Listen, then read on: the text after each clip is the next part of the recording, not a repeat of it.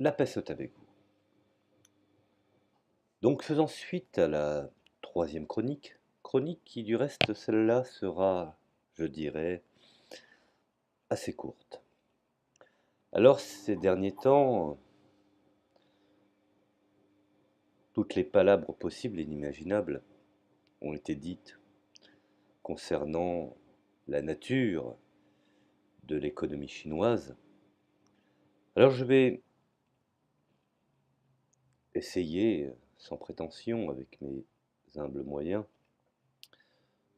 de vous expliquer rapidement et succinctement, afin que ça soit pas trop long non plus, parce que j'ai peur que les gens s'endorment. Ce reproche m'a été souvent fait, il est légitime. Bien, bon, rentrons dans le vif du sujet. Je voudrais traiter rapidement, essayer de décanter par-delà les décombres de toutes les formes d'interprétation de ce qu'on pourrait qualifier dans l'économie chinoise. Comment pourrait-on l'appeler? Comment essayer finalement au fond d'essayer de la qualifier sans rentrer dans des interprétations hasardeuses? Alors je dirais que la Chine est une forme d'économie économie socialiste de marché, surtout avec la dernière réforme établie par le comité central, donc la réforme Xi Jinping, comme j'ai pu en parler dans mon audio précédent, donc la deuxième chronique. Donc, avec le socialisme, je dirais que la Chine est détachée de l'ordre mondial impérialiste. Les bases d'un développement indépendant de l'économie ont été posées, entre autres, et on peut constater qu'effectivement, nous avons une disparité, en tout cas, c'est ce que nous constatons, c'est ce que les observateurs les plus aguerris ou les plus informés constatent, une disparition de la grande pauvreté. Cependant, car il y a un cependant, les résultats des 30, je dirais, premières années de l'édification du socialisme ont été en dessous des possibilités parce qu'elles ont bien entendu été traversées par des campagnes volontaristes. C'est ce qu'on appelle le grand bond en avant de la révolution culturelle. Souvenez-vous, ce que Mao, en finalité, avait établi. Et qui ont, soyons honnêtes, qui ont causé des dégâts à l'économie. Alors je vois d'ici les gens se frotter les mains. Mais je n'ai pas terminé. Globalement, je dirais que les rapports de production ne correspondaient pas à l'état des forces productives. C'est là où réside finalement la problématique. Donc je dirais qu'il serait plus judicieux, voire plus réaliste, donc de partir de 1978, où on a remis, entre guillemets, l'accent sur le développement des forces productives. Et cela, bien entendu, c'est fait par la politique d'ouverture et de réforme. Alors, comment les choses se sont effectuées? On peut considérer que la trop rapide collectivisation dans l'agriculture, donc les communes populaires, on peut considérer que la chose a été revue.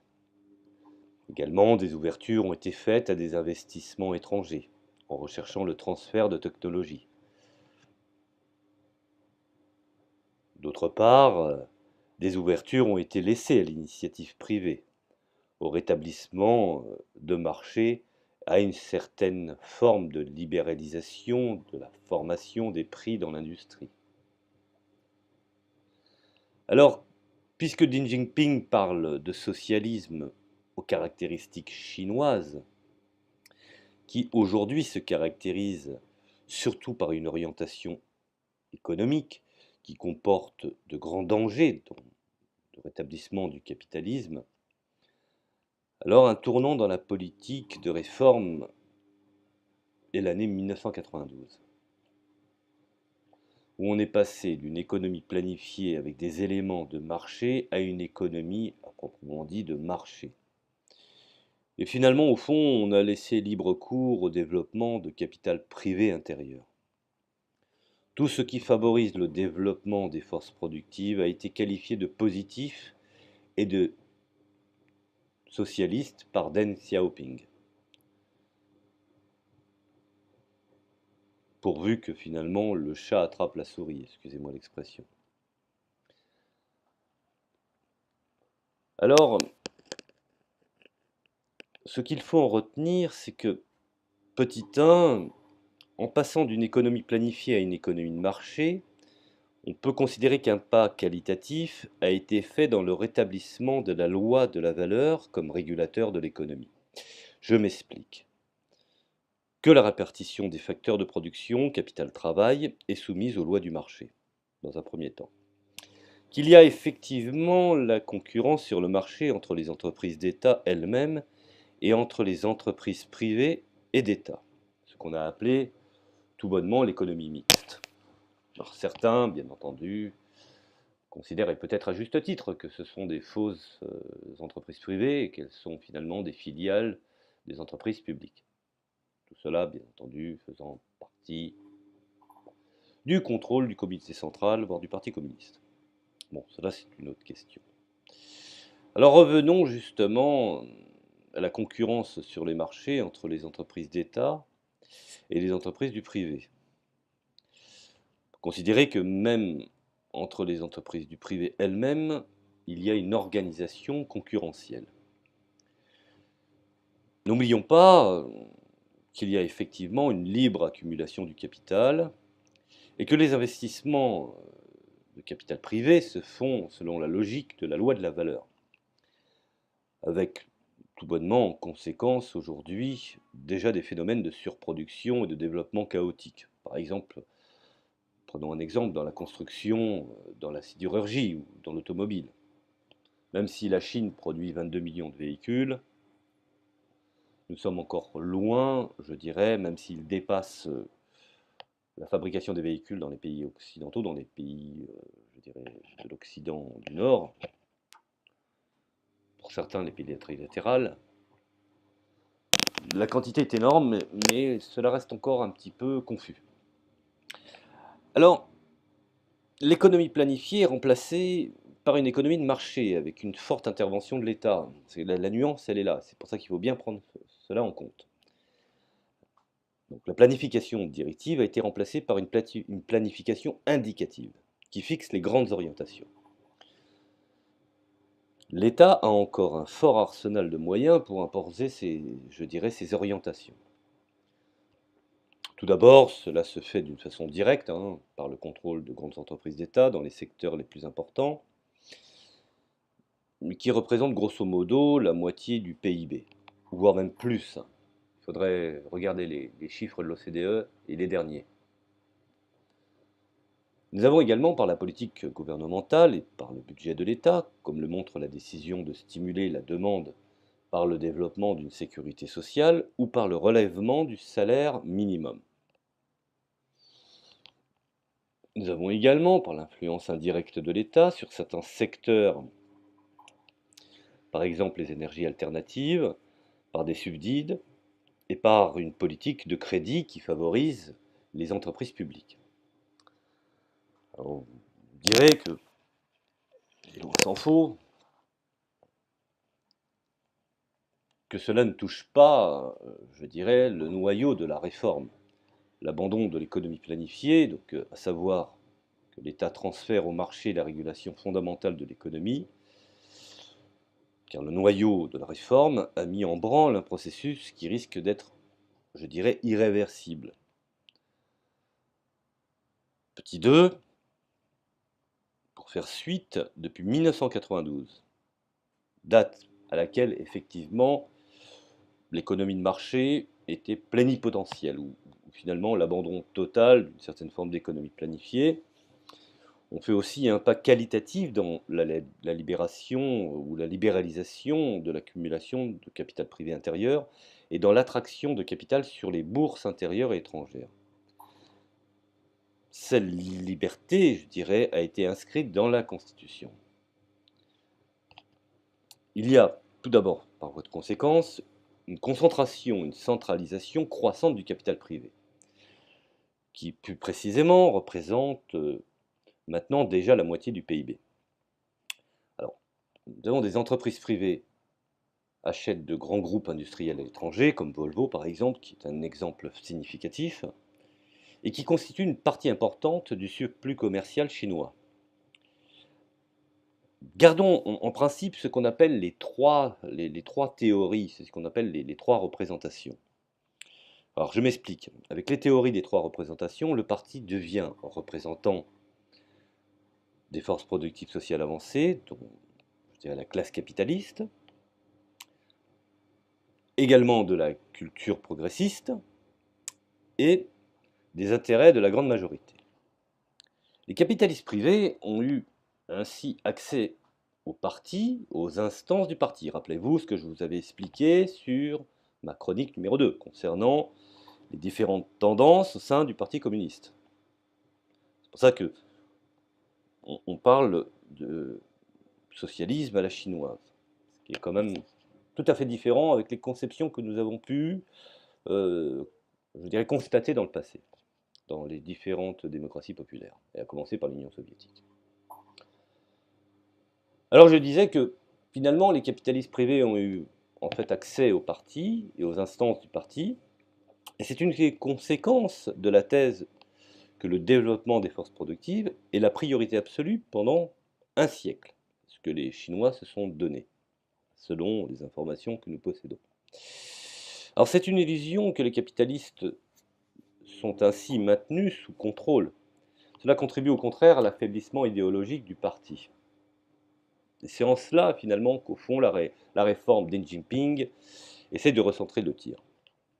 La libération du marché et de l'accumulation privée développe l'idéologie de l'intérêt personnel dans l'appareil de l'État, et loin s'en faut. Ce qui, immanquablement, peut conduire à une certaine forme de corruption. Hein. N'ayons pas peur de le dire, c'est la grande problématique de ce genre de conception. Et également inciter une bonne partie des couches de la population à faire de même. C'est une explication qui a amené à l'effondrement de pas mal de, je dirais, de systèmes de socialisme autoritaire ou étatique. C'est également la cause de la grande polarisation, de l'enrichissement exorbitant de quelques-uns que l'on constate aujourd'hui dans la société chinoise.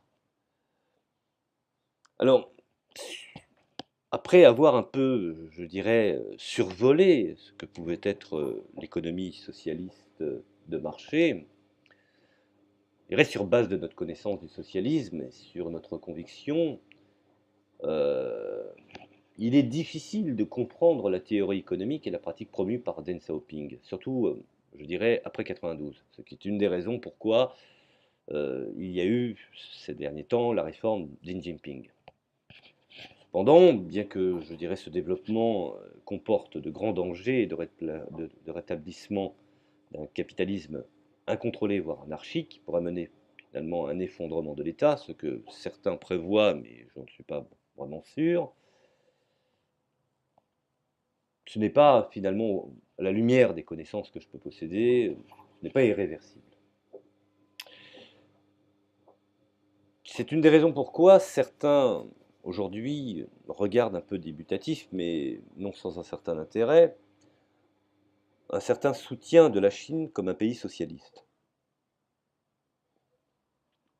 Alors pour beaucoup, effectivement, les principaux, je dirais, intervenants ne sont pas d'accord avec les positions qui affirment que la Chine est un pays capitaliste d'État, parce que cela voudrait dire que la bourgeoisie serait déjà au pouvoir. Ce qui est assez étonnant, c'est que beaucoup de libéraux, ou même des chantres du capitalisme, font des analyses un petit peu trotskistes. Souvenez-vous, les reproches que Trotsky faisait à l'Union soviétique, c'était justement la problématique d'un pays capitaliste d'État. Donc, je ne vais pas trop m'éloigner. Les facteurs qui peuvent, je dirais, permettre un revirement de la politique actuelle sont, premièrement, d'après ce que je peux savoir, le rôle dirigeant du Parti communiste chinois, qui s'en tient toujours au but final du communisme, accession à l'utopie. Et ce n'est pas, je dirais, insultant ce que je suis en train de dire, c'est simplement d'essayer. Les utopies font avancer aussi, je dirais, l'humanité. Secondo, la lutte idéologique dans le Parti communiste chinois qui est présente à chaque étape de la politique de réforme. Souvenez-vous, les trois principes au sein même du Parti communiste chinois, entre les OP, donc les opérationnels, les membres, les théoriciens, les intellectuels, les experts du Parti communiste, et d'autre part, ceux qui seraient partisans de l'économie de marché, d'un capitalisme à la chinoise. Donc, pour terminer, nous avons également le refus du Parti communiste chinois d'adopter le modèle occidental, en totale contradiction de Gorbatchev, puisque les Chinois ont bien observé l'effondrement du mur de Berlin, avec, bien entendu, par voie de conséquence, son lot de recouvrement des identités, des nationalités, la réorganisation des pays, la, je dirais, la consommation, je sais que c'est très connoté, mais j'en assume le terme, la consommation de la RDA par la RFA, ce que certains appelleraient frauduleusement la réunification. Donc, la Chine a observé tous ces phénomènes et aujourd'hui essaye d'établir une politique un peu hybride. C'est une des raisons pourquoi on établit aujourd'hui la Chine comme une économie socialiste de marché. Voilà. 17 minutes, c'est déjà pas mal. Donc je vous remercie de m'avoir écouté, j'espère que j'ai été assez concis et surtout, vous m'avez bien compris. Donc je vous ai fait une analyse somme toute personnelle de ma conception et de ma compréhension de l'économie socialiste de marché en Chine.